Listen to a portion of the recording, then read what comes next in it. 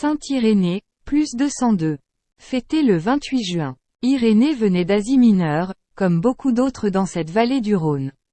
Dans sa jeunesse, il avait été disciple de saint Polycarpe de Smyrne qui avait été lui-même un disciple de saint Jean l'apôtre. C'est peut-être ce qui lui donna le sens aigu de la tradition dans l'Église, transmission d'homme à homme du dépôt de la foi. On le retrouve à Lyon. On ne sait pourquoi, car il ne s'est pas expliqué sur les raisons de son voyage. On ne sait pas non plus comment il échappe à la grande persécution qui décime les églises de Lyon et de Vienne.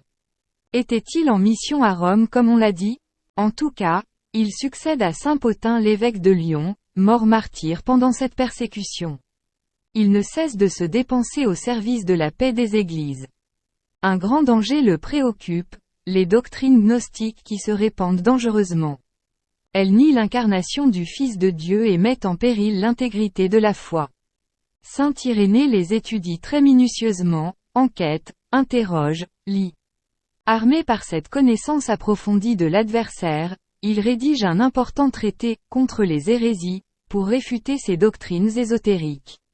En même temps, il intervient auprès du pape pour l'empêcher d'exclure de la communion de l'Église les communautés qui fêtent Pâques à une autre date que l'Église romaine.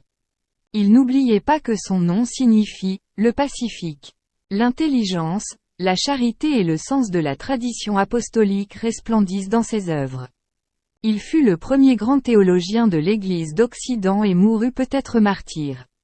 Citation. Il est meilleur et plus utile d'être ignorant et de peu de savoir, mais de s'approcher de Dieu par l'amour, que de se croire savant et habile au point de se trouver blasphémateur à l'égard de son Seigneur pour avoir imaginé un autre Dieu et Père que lui. Saint Irénée, contre les hérésies 2, 26.